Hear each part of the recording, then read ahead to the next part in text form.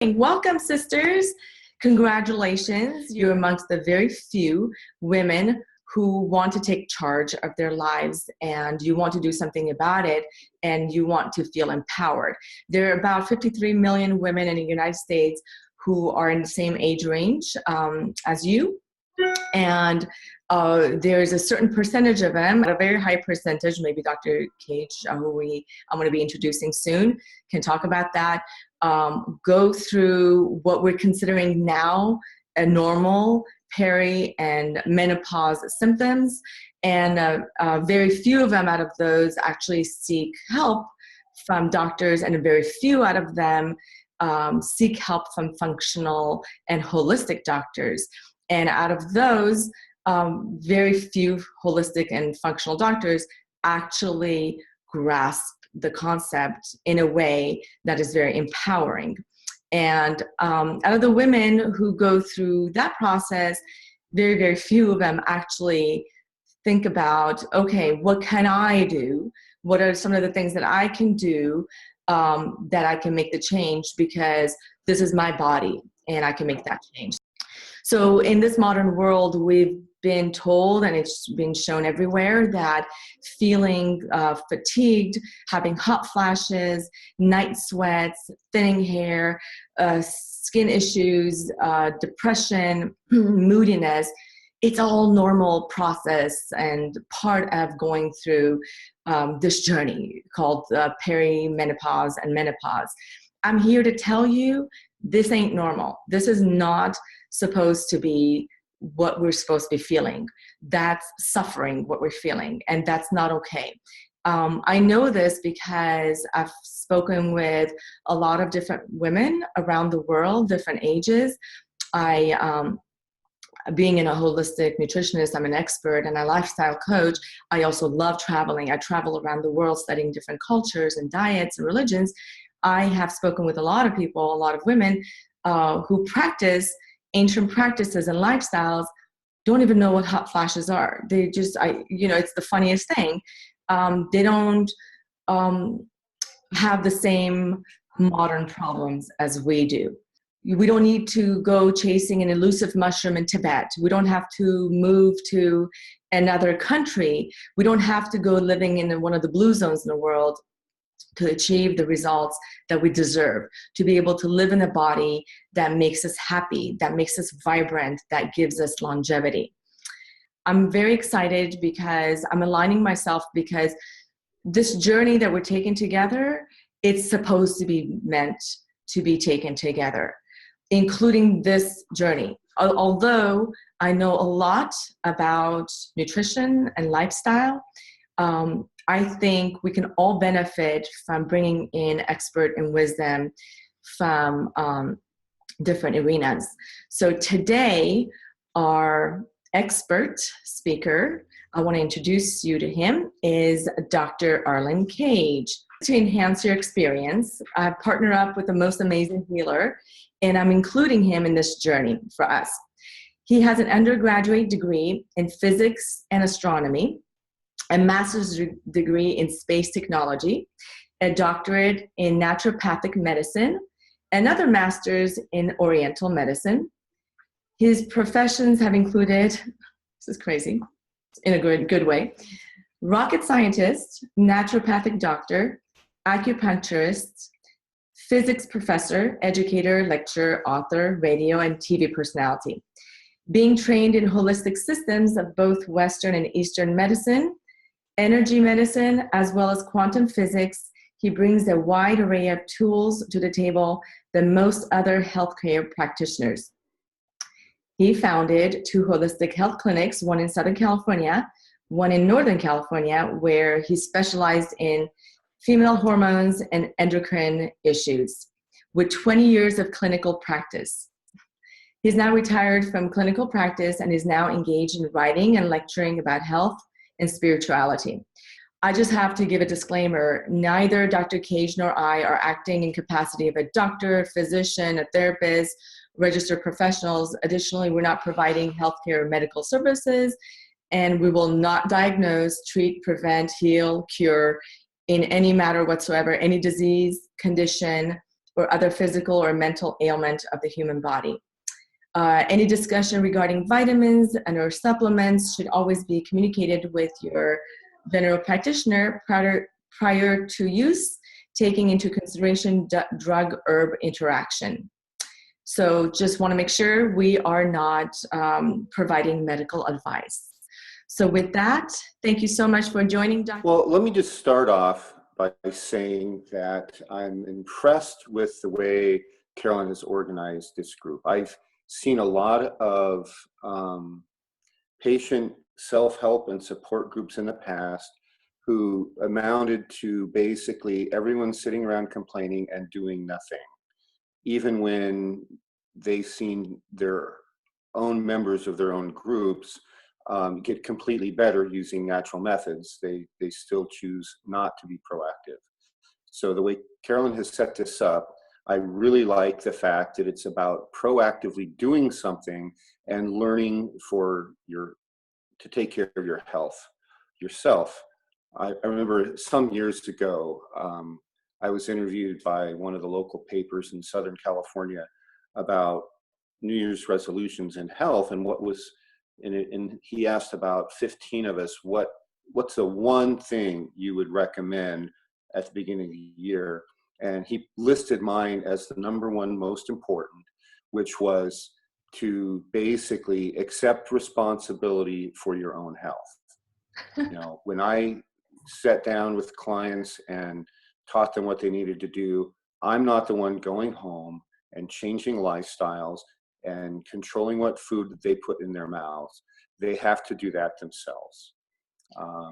I've often compared myself to an old-fashioned mountain trail guide on the old wagon train movies. The crotchety old mountain man, and I am a mountain man, just not quite so crotchety yet, who can lead you across the continent to the promised land, but I can't carry you to the promised land. You have to do that yourself. Amen. So I think with that as an introduction, that is the philosophy of natural healing, is you have to learn to be proactive by truly preventing disease and not getting it in the first place, and being responsible for your own health. Amen. I think that is one of the many reasons why we were attracted to each other, because we share the same philosophy and the way that we help others in a healing process. We teach them. All we are guides. We're amazing guides. We've had a lot of experience, right? But we can't make them do, Yeah. I can't make you want to be healthy. Right. So let's dive right into it, shall we? Yes, please. The reason I have you here today, because you're the perfect person. You specialize in endocrines and gynecology. So I thought perhaps we can do this is an overview. So we're not going to, we're going to paint a big picture. It's going to be a very important picture to paint. So we understand what our body's about, how it's supposed to function, what happens to our hormones. I'm not sure how detailed you want now versus later, but the major organs involved in the female reproductive system are, of course, the uterus and the ovaries and the vagina and the breasts. Mm-hmm. And most of the main health issues and problems that arise are related to those main organs. The brain is involved because that's in the automatic part of our nervous system.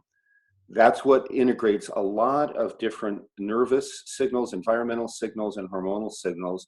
And the brain, in that subconscious part of our processing, determines what the overall state of the organism is.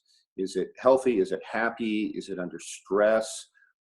Those sorts of things. And in turn generates neural and hormonal signals to control the rest of the body. So it gets feedback from every organ and tissue, and then sends control commands to every organ and tissue via a structure in the brain called the hypothalamus. The hypothalamus is basically right in the middle of the brain, from left to right and front to back. And it's the region of the brain where all those signals integrate, and then the organ that's most controlled by the hypothalamus then is the pituitary gland. The pituitary gland is the master control hormone gland, and it doesn't generate hormones to directly affect the rest of the body. It generates hormones to control all the other major endocrine glands, like the kidneys, the adrenal glands, the thyroid, and so forth. So the pituitary is very crucial then for telling the rest of the body what is this state. If this system is under long-term stress, let's say out in nature from famine, it will generate hormones, it being the pituitary, to slow down our metabolism. It'll turn off the reproductive system, because if you're in the middle of the famine, it's not a good time to reproduce. And that was one of the main issues I saw when I was in clinical practice, where I had a subspecialty of fertility, is that women were so stressed they couldn't get pregnant. They're living in Los Angeles, living a high stress traffic lifestyle with 2-hour commutes each way, and then they finally decided it's time to have children. Their body's in too much of a state of stress that it's literally turned off the reproductive system. Right. So some of the effects and the way that happens is the stress. When the body perceives stress, the main endocrine organ involved is the adrenal glands, and then the adrenal gland hormones are shifted in a way that excess cortisol is produced, and the body in turn uses that information to turn off your production of progesterone. So let's go back just a second. So the Sure. hypothalamus pituitary adrenal axis, a short HPA axis, affects the adrenals. And now you're talking about the adrenals. So I just wanted to guide people. So sure, yes. we break it down for them. And that same stress axis in turns interacts with the production of the sex hormones, because in the chain, the biochemical chain of hormone production, there's a branch point where the precursor hormones in the body will either go down one branch and become progesterone, or they'll go down the other. You got cut off, Dr. Cage. Other branch and turns off basically the progesterone production. Could you repeat and that progesterone? Dr. Cage, Sure. could you repeat that? Because you got cut off. The connection went. Oh, no. The under high stress levels, the precursor hormones that will become either cortisol or progesterone, there's the key branch point, and stress causes the hormones to stop being turned into progesterone and to start being turned into cortisol, the stress hormone. And so with low progesterone levels, it's impossible to get pregnant. You just will not. And what happens to us at this age? We're not, let's just say women at this age, they're not interested in getting pregnant. Right. But that was just an example of how stress can affect the reproductive system. At the perimenopausal time, virtually all the symptoms of menopause have to do with excess estrogens and insufficient progesterone. It's not the absolute levels of these which are important, because they do naturally decrease with age. It's the ratio between the two that becomes crucial. And when you have excess estrogens and deficient progesterones and they start down, that's when you see all the hot flashes and night sweats and so on that cause the menopausal symptoms. So it's really the same issue.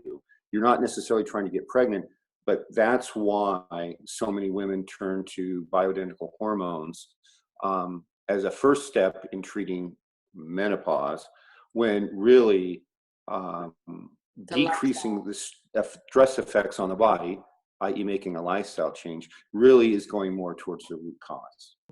So let's just address something. In your professional opinion, just to touch a little bit, we're not going to talk about bioidentical hormones. We're going to do that on another module. We're going to talk about labs, and what possible options we have as far as creams and hormones, bioidentical, at another time. But for now, your experience, what has been the most profound, whatever that has had the most profound impact positive change on the woman's hormones? Is it bioidentical hormones? Well, it's really hard to pick just one. The lifestyle change that you and I have discussed, such as modulating stress, keeping the nutrients up that the adrenal glands need to optimally function, is one step. Mm-hmm. Exercise, and I don't mean you have to go to the gym and train to become an Olympic athlete. Even just walking on a consistent basis for as much as you can, 5 minutes at first is fine, then go up to 10 and work up. But the exercise does more to clear out the negative effects of stress-related hormones and stress-related neurotransmitters than any medication or herb that's ever been found. That's So just fascinating. go for a walk. And we're going to, just so you know, Dr. Cage, we're going to have a separate module on that goes into lifestyle and movements, and which exercises are actually going to be detrimental to us, even though we've been told it's the thing to do, it's the rage, and it's going to be getting rid of the flab, and it's not what we think. So we're going to talk about that. And I just wanted you to express to us, as somebody who's had clinical practice, what you've seen in general, like what has been the secret weapon that has helped women bring balance back into their hormones. What was it, like, for instance, like, is a top thing, like first line of defense is a bioidentical hormone? No. The first line of defense is nutrition. Okay. Probably the second line of defense is exercise. Mm-hmm. And the third line of defense would be, which I think of differently than nutrition. By nutrition, I'm talking about the quality of the food you eat. Mm-hmm. Nutritional supplements, I would put third, but about 2 or 3 very, very specific ones. Yes. Supplements are designed to replace what's missing in our food supply because of all of the destruction to farmlands over the last 100 years. If what's missing in your food is food, you really need to start there before you worry too much about supplements. Nutrition, exercise, and those few key nutrients, that's what really worked. In naturopathic school, what they taught us is the next step up is to use a variety of different herbs to either stimulate or inhibit hormone production, because as a group, herbs are much gentler, more gentle than the prescription pharmaceuticals, even the bioidentical hormones. Uh-huh. It's the last layer of intervention is where I put bioidentical hormones, simply because when the body makes and generates hormones, it's done in very small quantities at a time. And when we replace them, we're doing it in large quantities. So there tends to be overshoot and undershoot, and it's hard to get that exact level balanced. I sometimes compare it to the body's producing hormones a thimbleful at a time, and when we're taking them in from the outside, it's a bucketful at a time. That makes sense. Okay. I don't know can I be seen? I can see you. I don't know if others can. Okay. Because I'm looking at the other screen and you can't see Dr. Cage on that screen. Okay. Okay, perfect. Got it. It goes back and forth. All right. Thank you for that. Can we touch on the other organs, the importance of the other organs? For instance, the importance of gut. What does gut have anything to do with hormones? I would love your take on that. Yeah, the GI tract is really, really important. The GI tract, of course, is the tube that runs from our mouth out the other end, and it basically does 3 things. It digests food and absorbs nutrients that we need to run the rest of our body. It eliminates waste, and it provides an immune barrier to protect us from any bacteria or other pathogenic microorganisms that might have been in the food we ate or the beverages we drank. And when that GI tract is optimally functioning, we have about 1 bowel movement per meal. So if you eat 2 meals a day, you'll probably have about 2 bowel movements per day. If it's 3, then 3, and so on. The issue becomes when the body is cycling and fluctuating it is generating too many hormones at sometimes, not enough at the other. And when it's in that excess hormone production, all the fat soluble waste of the body, and hormones are a fat soluble structure, they're eliminated via the liver and the gallbladder into the GI tract through the bile. Well, if you have a normally functioning GI tract, all those excess hormones leave the body. They're bound up in the fiber and they leave with the stool. If you are constipated, what happens is the longer it takes the stool to move through, the more likely it is that some of those hormones are going to get reabsorbed. They go right back into the bloodstream, back to the liver. They start to overwhelm an already overloaded liver, and some of them then get back into circulation, and it exacerbates the hormone balance problems we see in menopause. I remember I was still in naturopathic school, and one of the women I was working with was in exactly this situation, and I found out, they'd been trying to get her hormones balanced, but she was only having one bowel movement every 3 days. So we started addressing all the reasons why that might be the case, and within a couple of weeks, she was having a bowel movement a day, and about 80 to 90% of her hormone symptoms disappeared. That is amazing. I'm not shocked. That's what I see in my practice as well when I help people. And that's one of the things I ask people to do actually is, it may seem overwhelming, the food, mood, energy, libido log. I have them fill out. It's very, very important because they get to see what they're eating, how they're feeling. Not only that, in it also has a log of when they have bowel movements and what it looks like, what the consistency is. And part of the process also is going to be teaching us what is a healthy bowel movement, because it's really important. Because if you're clogged up, like as you said, if you're clogged up, no matter how much nutrients you put in there, it's not operating properly. So you want unclogging, right? You want to stop inflammation, inflammatory foods and toxins, or whatever it is, and not just in the form of food. There's other ways that we get toxins into our body. And then when we get nourishment, it's really optimized, right? And Absolutely. the money that we spend on that nourishment, it really goes far, versus like it just is not absorbed as much or whatever because it's clogged. It's not, our organs are not optimized. So, it's really, really important to, it's multifaceted approach. It's not one magic pill. And I think in the old time naturopathic school and the old time instructors that I trained under back in the day, there was always an old adage that kind of said, when in doubt, heal the gut. Meaning no matter what someone comes in for, no matter how complicated it looks, the first thing you do is assess the GI tract. And if it's not functioning, get it working right. And then once you get it working right, most of everything else just gets better on its own. No, it's amazing, isn't it? Yeah, it's wonderful. Wonderful. It's cheap, free. Okay. Another thing, can we jump to, unless you're not done with the gut? No, go right ahead. You set the schedule. Okay. Can we jump to the role of, obviously, the sex hormones? The basic sex hormones, of course, are the estrogen family and progesterone. To a lesser extent, testosterone.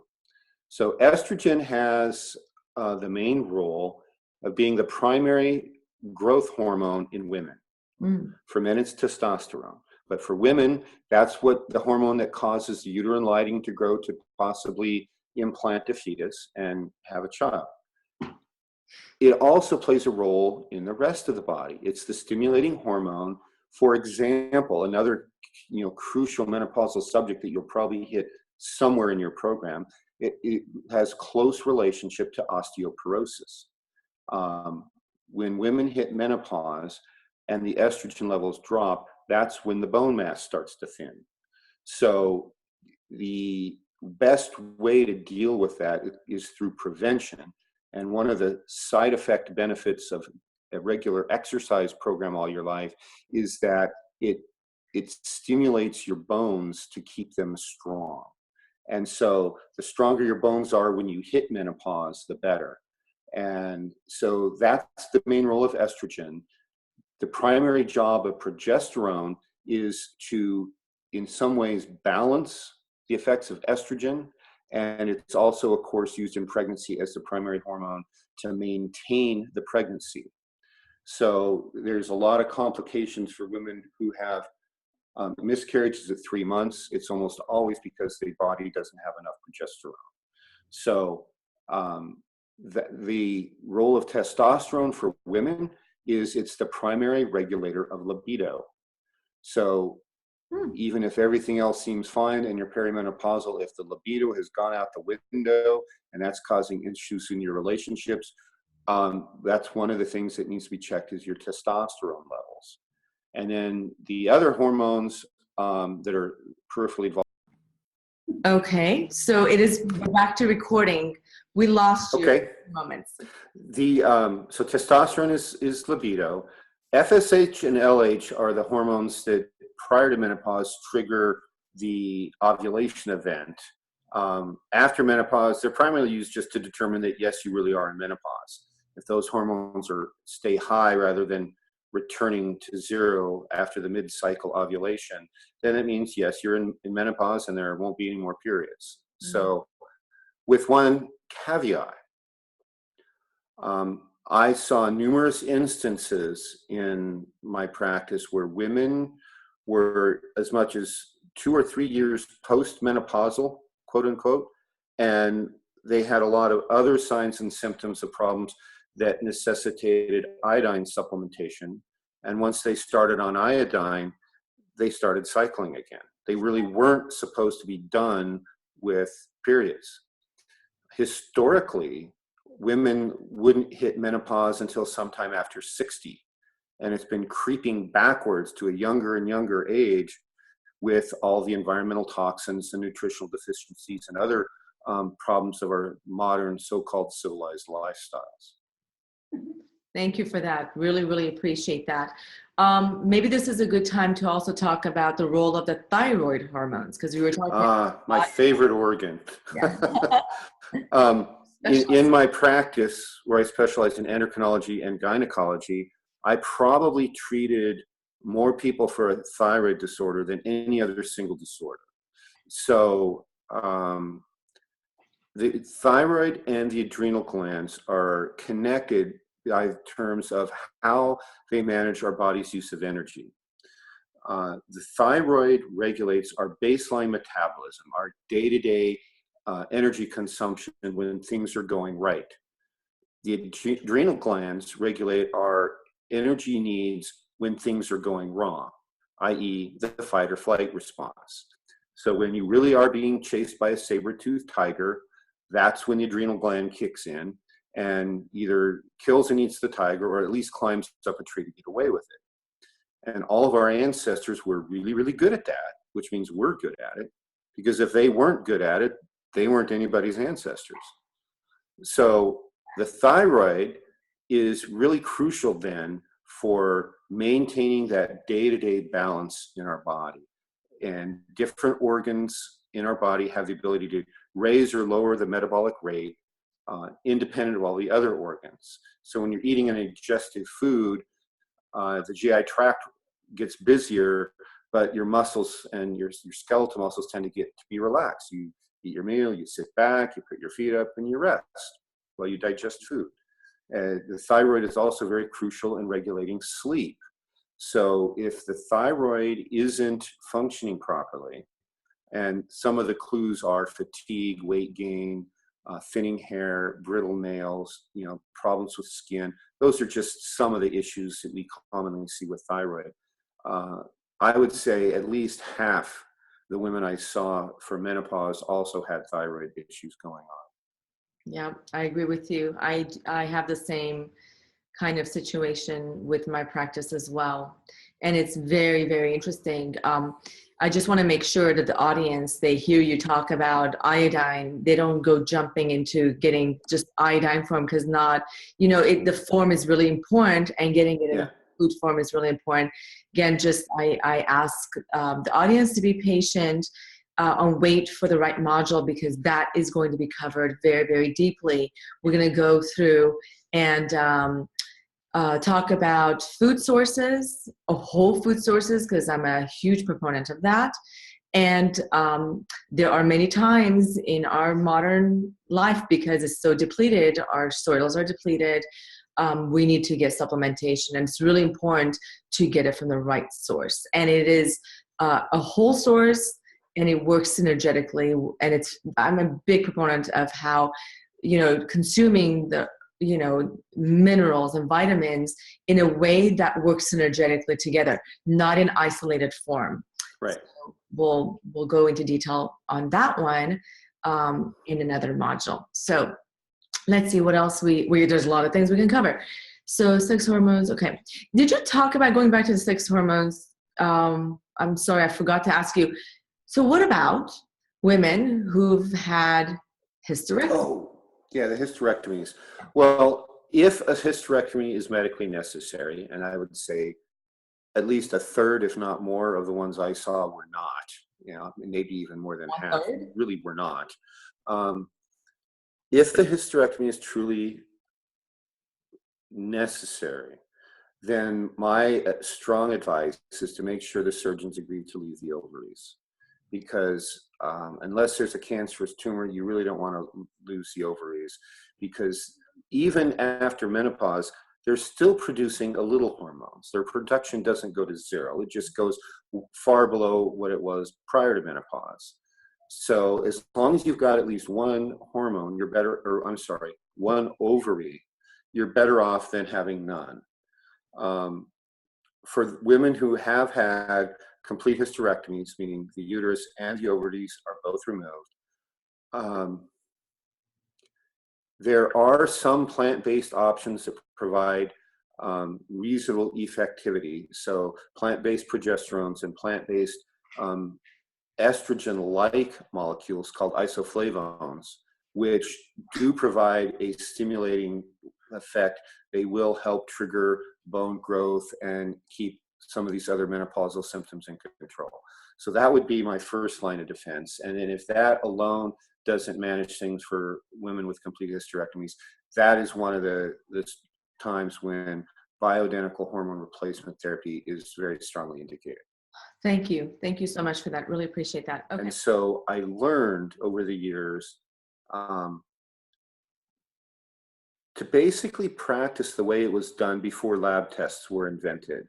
When medicine was actually quite specific and quite effective, this is in the days before the pharmaceutical industry, before lab tests, before modern hospitals and insurances started regulating what care you were allowed to have under your plan, and it just focused on what's needed, what's the simplest, most effective way of correcting whatever imbalance there was. Optimal health is possible to maintain. If you're imbalanced now, we restore and maintain that health. The human species hasn't lived here as long as we have without an innate natural ability to heal from pretty much everything. And so if we give the body what it needs and we take away what it doesn't, and then carefully and selectively stimulate that natural healing ability, the vast majority, and I'm talking 80 to 90% of cases, get better without any major serious interventions. That is incredible. What did you say? 80 to 90%? Yeah. And it's that there is a formula for reestablishing health.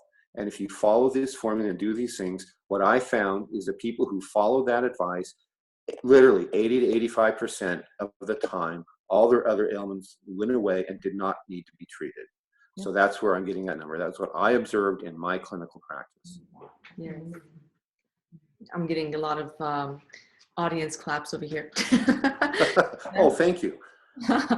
That's amazing. Okay, so I think I'm going to include this in one of the modules, because what you said is very, very powerful. And I think that's definitely another reason, we talked about this, why we resonate, because we're not in the business of constantly having people coming back to us, being dependent on us. Right. We want to teach them how to fish, and we teach them how to be empowered. And that's why we are flying on the same energetic frequency. And that old model isn't sustainable. We can't keep people sick for the sake of profits and expect the human race to advance. It's just not sustainable. Point. Have you shared with them your story? Yeah, I'm about to. Okay. I did share with them my story before I press record, but for the sake of the new audience, I think it's worth sharing the story. The next time I'm going to be talking to your group, we're going to be talking about lab tests. And the one thing I'll say about lab tests is there's the standard lab ranges as comes from the lab, and those are measured as the statistical average of the people that particular lab tests. It's not to be interpreted as an optimally healthy range. Mm-hmm. So in the natural medicine or functional medicine textbooks, we look at the optimally healthy range where the tests are done on well people, healthy people. The lab is testing basically sick people. So it's really a distribution of the test results for people who aren't healthy as opposed to people who are. That's the philosophical difference that I think is crucial. Yeah. Oh, huge. So my story, it's totally related to that as well, is about 3 years ago, I was starting to see one of the symptoms, and that was night sweating. And I thought it was because I was using down comforter. And I found myself, it was not easy, I found myself a functional OBGYN. I went to her. And she had me at the office. I told her what's happening. She's like, let's test your hormones and see what's happening. I said, okay. So she ran a blood test. And I had told her, I said, because we had talked about it, my cycle was all over the place. There was no consistency to it. And I did not know what I know now, because especially women are, hormones change depending on what part of the cycle we're in, right? So the reading interpretation of it is going to be dependent on that as well. I did not know that. So the results came in and she said, you know what, you would benefit from bioidentical hormone. And at that time I had heard a lot about bioidentical hormone from, famous TV personalities. I don't name names. And, that person swears by it. And so many other people had talked about it. The verdict was out for me. But my functional doctor said, there's nothing to it. It's bioidentical. And I was really hesitant. I said, no, I don't want to do it. I really don't. Is there any other way to do it? She's like, this is really simple. It's no big deal. And I said, okay, I know myself. I'm a little person. I said, whatever it is that you prescribe, give it to me in an even more minute amount. So she did. And I was off to Sardinia. The second day I was there, in the morning, around 5 a.m., I woke up to this sharp pain and sweating. And every moment that passed, sweating would get even more intense and the pain would get even more intense. It went on for it was intensity. I mean, I tolerate pain like nobody's business. And I thought I was dying. And I managed to contact my brother, who is a biochemist in the United States. And I said, I don't know what is happening. I can't even talk. I can't move. And so I knew it had to do with this cream that I was prescribed and I was taking. And he's like, stop. I said, I know, but it's already happened. And so 2 hours later, I broke out of that sweat. As though nothing happened. I don't know what the heck that was, but I did not touch that afterwards, right? And when I showed my brother what was in the cream, he couldn't believe it. He's like, why did you take it? I said, well, I went to the doctor. He goes, did you just decide to take it by yourself? I said, no, of course not. I went to the doctor. And he said, would test run? I said, of course. And I learned a lot. And what he told me was, I showed him the test results, and he says, he educated me a lot. When that traumatic thing happened with the side effect of taking the cream, that was a blessing, but because that for me was my path to finding, and not just finding, but practicing what I preach really, truly deeply. Literally within 2 weeks, no night sweats. I haven't had night sweats since then. I don't have any other symptoms, syndromes, I'm feeling very energetic. I'm feeling very vibrant.